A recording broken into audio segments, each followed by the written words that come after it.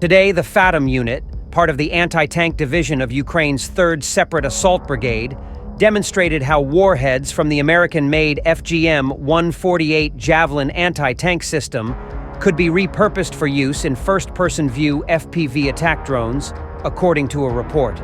The unit released a video showing the extraction of a missile warhead from its transport launch container. The missile was damaged, making further conventional use impossible, the Fatum unit reported.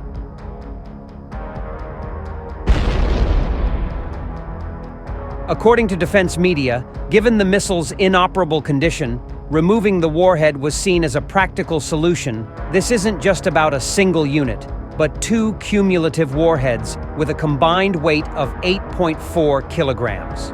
Repurposing a non-functional anti-tank missile for its warhead is not a standard procedure.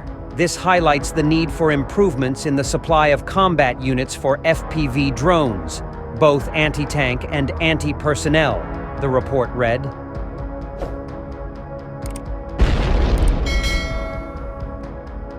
Previously, a Ukrainian aerial scout, speaking anonymously to media, commented on the modification of FPV drones equipped with disposable grenade launchers.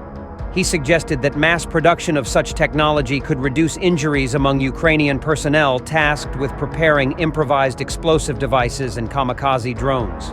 Today, the risk of injuries to engineers while equipping kamikaze drones is quite high, but it's not commonly discussed, the officer told media.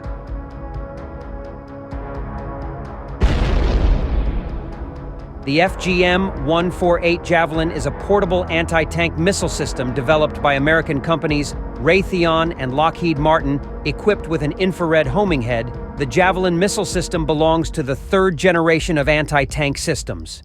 It employs a fire-and-forget principle, allowing the missile to adjust its flight path autonomously after launch. This means the operator doesn't need to guide the missile after firing. The missile has foldable wings and can strike targets from the front or above, where it gains altitude before descending on the target. Combined with a powerful tandem charge warhead, these features enable the Javelin to penetrate even modern tanks.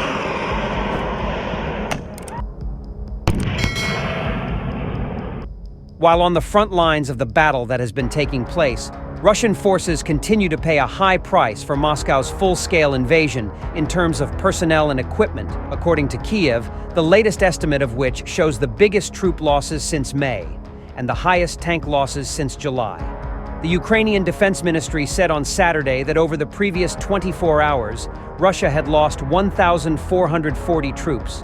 This takes the total number since the start of the war to 640,920. According to Kiev, which says its tally is approximate and includes those who are both killed and injured.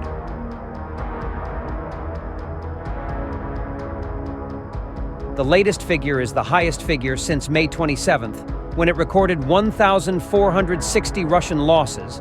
While the numbers are not broken down into locations, the tally comes during Ukraine's incursion into Russia's Kursk region and Moscow's push in Ukraine's Donetsk region for the logistics hub of Pokrovsk.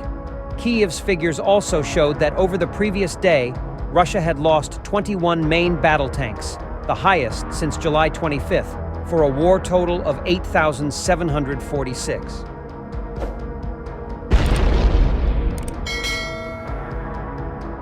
As of Saturday, Russian tank losses according to the tracking website Oryx were at 3,387. The site counts Russian equipment losses using still or video images as proof. It says this means that the real number of losses is likely to be much higher. Getting an accurate number of troop losses is tricky as both sides do not release official estimates, and Moscow has not updated its death toll since September 2022, when it said just under 6,000 of its soldiers had been killed.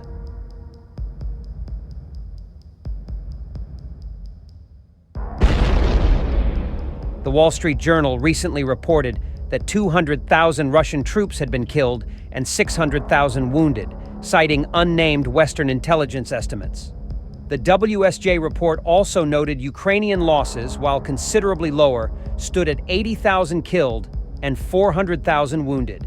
Kiev has not updated its tally of losses since Ukrainian President Volodymyr Zelensky said in February that 31,000 Ukrainian soldiers had been killed.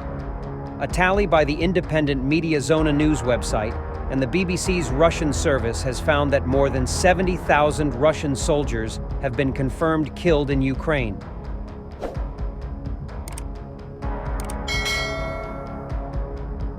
The tally, published Friday, draws on open-source information such as official statements, newspaper obituaries, and social media posts. So the outlets said that their figure is likely to be a large underestimate.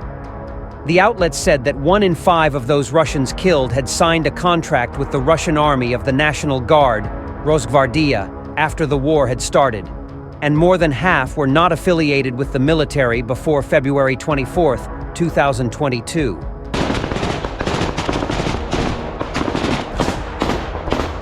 While a geolocated footage also shows how Moscow's forces counterattacking Ukraine's incursion into Russia have been surrounded in one area of the Kursk region, it has been reported, as a map shows the latest state of play in the area. Kyiv launched a surprise push into the Russian Oblast Administrative Division on August 6th, with Ukraine claiming that it had quickly captured around 500 square miles of territory.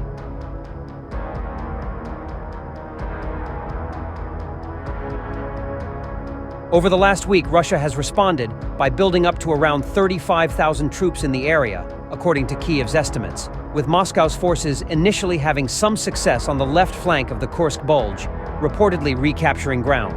But Roman Pogorilyi, the founder of the Ukrainian open-source intelligence outlet Deep State, told the RBC Ukrainian news agency that there is a very interesting gray zone in the encirclement, and that Russian troops are surrounded.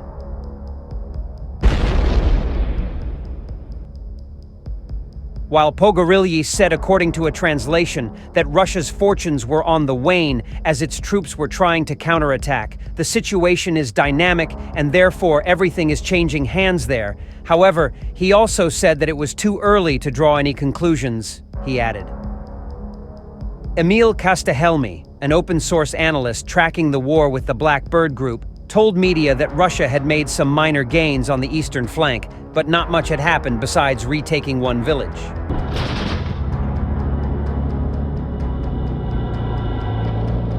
The Russians likely didn't aim to recapture the whole Kursk area with this operation.